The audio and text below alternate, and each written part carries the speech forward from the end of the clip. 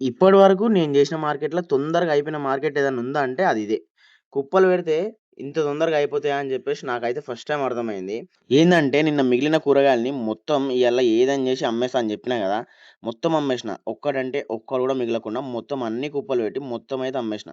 Matter ఏందంటే పోయిన వారం మా అన్న కూడా వచ్చినుండే. అందుకే కొద్దిసేపు కిలోలాగా అమ్మినాం. కానీ ఈ వారం నేను ఒక్కనే వచ్చిన.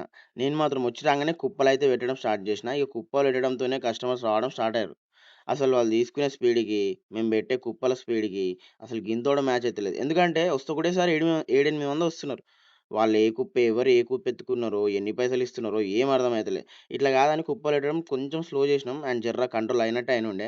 అండ్ ఇక ఫైనల్‌గా వాళ్ళు తీసుకునే స్పీడ్‌కి 6:30 లోపే మొత్తం అన్ని ఐటెమ్స్ అయిపోయినాయి. ఒక్కటి కూడా మిగలకుండా. ఒక్క కుప్ప ప్లేట్ నిండా పెడితే అయిపోవా మరి? చెప్పుండి మీరే. ఒక కుప్ప రూ. 10 మాత్రమే. అండ్ నేను ఇప్పటివరకు చేసిన మార్కెట్‌లో ఇదే ఫాస్టెస్ట్‌గా అయిపోయిన మార్కెట్. ప్రతిసారి నేను మార్కెట్ నుంచి ఇంటికొచ్చేటలోపు 10, 11 అయితుండే. కానీ ఇయాల 8 లోపు ఇంట్లో ఉన్నా.